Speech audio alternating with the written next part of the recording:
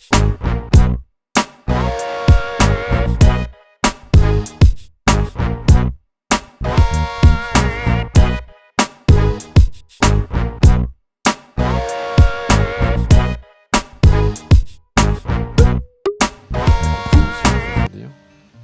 c'est quelque chose c'est un SOE qui me tient énormément à cœur, au vu qu'il parle des mots. Même si j'ai pas encore fait un SOE sur les mots, on va dire que c'est vraiment en rapport avec, entre autres, ceux qui se présentent comme les amoureux de l'eau, ou alors les philosophes, ou alors les poètes, ou enfin, tous ces gens qui font leur beurre, je dirais, ou en tout cas font leur métier par rapport à des mots, et on s'aperçoit qu'à un moment donné, ils sont plus dans les mots que dans la réalité. Et donc c'est un SOE qui est un peu provocateur dans le sens, puisque le mot provocateur d'ailleurs est très intéressant dans la mesure où c'est qu'on est dans l'inertie, c'est pour ça qu'on provoque. Si on n'était pas dans l'inertie, on ne provoquerait pas. Quelqu'un qui serait dans le mouvement ne serait pas provoqué par une provocation.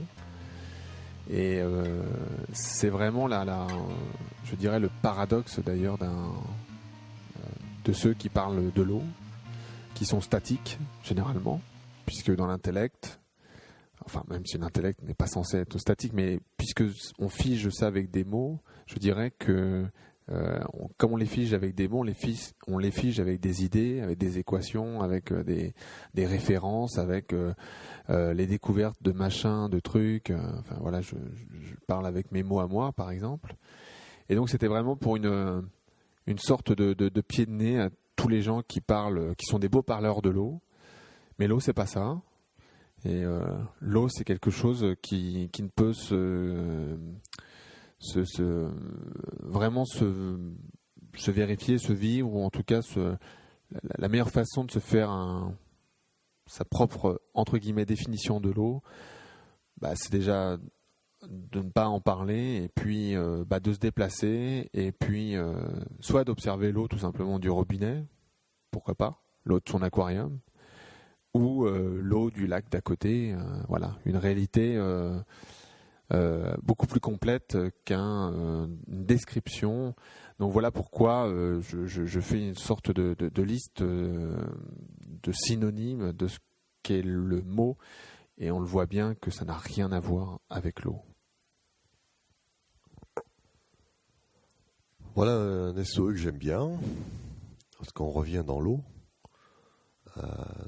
Donc là, on retrouve du forgé pur sucre, comme je dis, c'est-à-dire l'eau en mouvement, avec ces images qui peuvent sembler toujours les mêmes, quoi.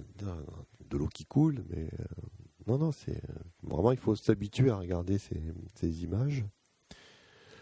Et là, évidemment, la référence est explicite à Magritte, donc ceci n'est pas une pipe.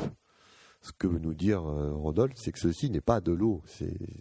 Même si on prend plaisir à le regarder, il faut bien prendre conscience que ce n'est qu'une image de l'eau, que l'eau est quelque chose de complet différent. C'est juste une image qui peut nous permettre justement de nous encourager à aller voir de la vraie eau, et pas simplement rester planté devant l'écran à regarder ça, qui n'est qu'en fait qu'une suggestion. Bougez-vous, partout où il y a de l'eau, allez la voir.